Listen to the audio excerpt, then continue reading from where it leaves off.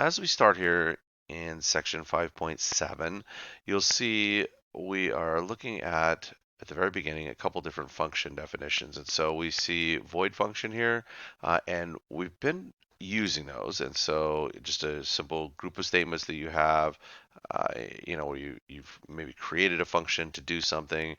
You call that function. Maybe you send a value in, maybe you don't, but you call the function and it just executes those statements, and that's it. So value returning function, what we're going to be doing, and in this one we're dealing with some built-in ones, but in the next section 5.8 you'll be writing your own value returning functions. But it's like a void function, so it works the same way, but it will return a value, and we'll talk about how you do that in the next section. We'll look at it a little bit here in 5.7, but basically what we're doing is we're saying, okay, well, let me give you an example. Let's say you have a purchase amount and you want to know what the sales tax is, and maybe you've got a sales tax function. So you're sending in the purchase amount, you're passing that argument in there, and you're calling the function, when you're doing that, and of course we're going into that value returning function. We're going in to that particular sales tax function. We calculate out how much the sales tax will be, and then it returns that value so that it can be used with wherever it was called from. So maybe it's in the main function, maybe it's in a different function, but wherever it was called, it will return a value there. And so we're going to take a look at that. Now, when we're talking about using modules and libraries and all that kind of good stuff, let's take a look at this. So with our standard library, these are things that are pre-written, that come with Python, and we have some different library functions that we've used already. Some of them are built in right into our interpreter. So we have, I just threw in some here. We have print, input, range, all these things that we've done. So if we want to print something, we know how to do it. We can call that print function, and we'll print out whatever we'd like. So to use it, all you have to do is call it. So really, really simple. But there are other modules, and I'll click over here. Other modules that we'll use and we have used that are not necessarily built in with what we want all the time to use all the time, but we're going to instead, they're copied to the computer, but to keep the program efficient, we don't necessarily want them all included all of the time. So, for example, we've used Turtle, but in many of the programs that we use, we have no desire to use Turtle. We're not drawing anything. We don't need to draw anything. There would be no reason to import Turtle or include that particular Turtle module. And there are lots of different modules. And so to keep things running efficiently and file sizes down and all that kind of good stuff, we don't necessarily want to include everything. We just use them when we need to. So if we wanted to call a function that's stored in a module, we can write a simple import statement. And we've done this before. At the top of the program, before you can use any of the built-in module functions or anything that comes with that particular module, we just have to say import. So we're import and turtle, and that's a built-in one. And so we're going to look at one today called random here in a little bit, but let's review how this works. Okay, just recap it a little bit. Okay, so we're importing turtle, but what are some of the other things that we need to do? Well, I already said we need to put this at the top of the page, right? So we're going to call this thing. We're writing this at the top. So import turtle again. And then we use dot notation to call the function that's built in. So this is the format you see here. And I put a couple examples because we've done this, and so this should look familiar to you. But turtle dot and then pen up is a built-in function. And there's nothing in there. That's a void function. And then we have examples of others in here. Turtle.goto, that's another one that we used. And then in here we had to put in 50, 100 or wherever we'd like it to go. And that's how that particular module can be used. So, and we had lots of different ones, right? So we could use forward or set heading, or there are a lot of different things that we used in this. I mean, we've used one called dot, right? So we used turtle dot dot dot. So there are lots of different ones that we used. So this is not brand new to you, but what is new is using the random module. And so we're going to use this. You'll love this. This is a great tool for us. So we'll use them in different programs. So we're going to do some, I don't know, we'll use them in games or whatever else we're going to mess around with in this chapter. You'll see some different programs with it. And so we have in the random module, and it's literally just called random, just like turtle. There are some library functions we're going to use, and these are very, very useful. In fact, when you take C++ next semester, you will go, man, I really miss the random module from Python because we'll be doing our own, creating our own. So anyway, so we're using import random just at the top of the code again. And then you'll see this statement here. I put this in red. You're going to use this a lot. Okay, so random number. This is just a variable name. Okay, so this is just for our returning function that we're using here. It will return the value. So this is the same thing. This call right here is the same thing as just saying random number equals 6 or random number equals 10. Okay, so this is going to return, and you can see with the title of it. Let's take a look at the actual function name. So rand int, so you can guess that it's going to give you a random integer.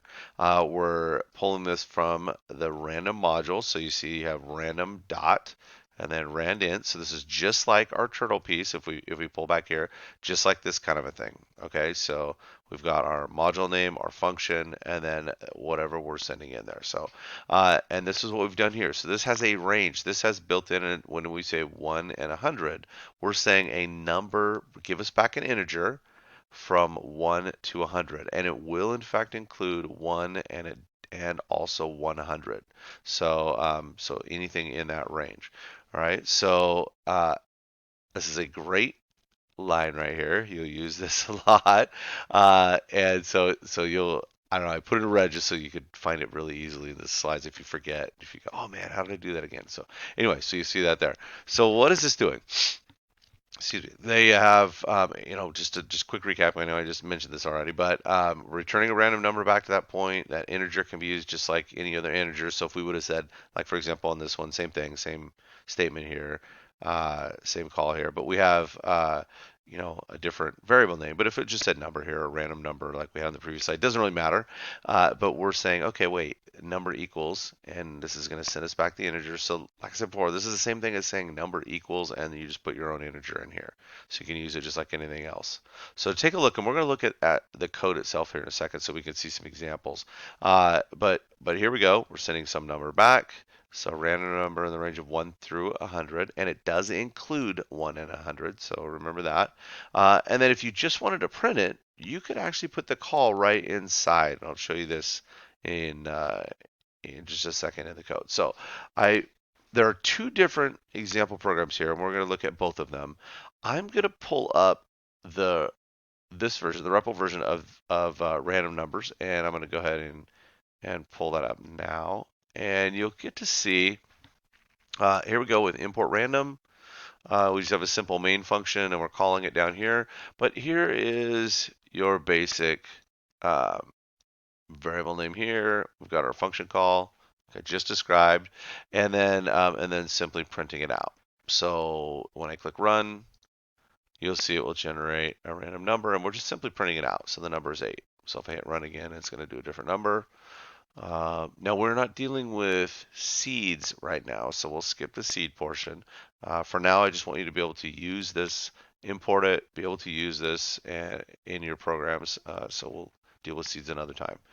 So anyway, so we're just generating a random number. So you notice how each time it's changing. I mean, obviously it could come back and be the same number, right? But what I'd like to show you is with the Python tutor link comes up, you'll see same program. But when I hit visualize execution, it drops in here. And if we step through the code, oops, pull up.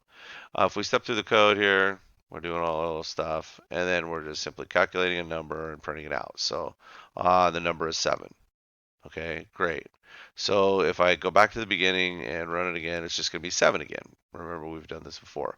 But even if I hit edit this code and I go back in here and then I say visualize again, and then I skip to the end, it's going to keep coming up as 7. So unless you make a significant change, it doesn't randomize it in here. So just a little hiccup here in Python Tutor. If you change your argument in here and you say, okay, now between 1 and 20, then we will in fact get a different number. But You have to be careful of that. So if you're using Python Tutor, and Python Tutor is great for most things as you're going through.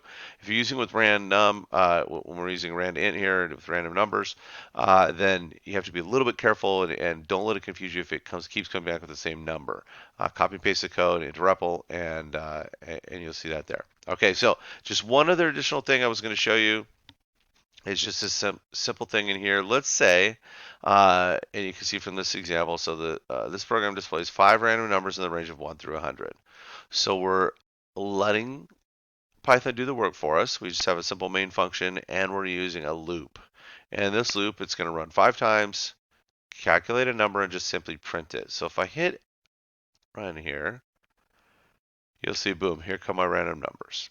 Okay, and it will, if we hit it again, it will come up with new random numbers, and that's the way it works. But if you wanted to keep this simple, and we'll do things like this where we'll need to generate this, and maybe later on, we'll put, if we needed to put 5 random numbers into a list, we'll do that in a future chapter. So this will be something that we'll use again. But in this, you see we have 2 lines of code, but you could also just if we were to comment this out, I typed this in just so you'd have it to refer to if you were curious. But if we wanted to just print this, we can do that too, right? So we can just include this piece. So random ran in and our 1 to 100. And again, the space doesn't really matter. But we're just including in the print statement. So if I execute this, it's just one line. It's just going to do the same thing. Okay, so you can include that. The downfall of doing it this way, this is just if you need to print a quick random number, but this way you have it available to use later on and refer to it with a variable, which you're going to need to do with some of the programs that you're going to do in this chapter. All right, so that's a quick look, maybe not so quick, but fairly quick look into random numbers. And again, we're just going to be using randint. We won't use any of the other functions that are available in random. I just want to keep it really simple right now. We'll use randint. We'll use this exact call, this exact statement for many programs, different numbers probably in here, different arguments to send in, different range. But we're just using that. We're not dealing with seeds yet either. So anyway, so there's that. I hope you enjoy random numbers and randint at least. And I don't think you'll fully appreciate it until you have to create your own next semester, but in another language. But anyway, this is a great module and great function that's available to you. So have fun.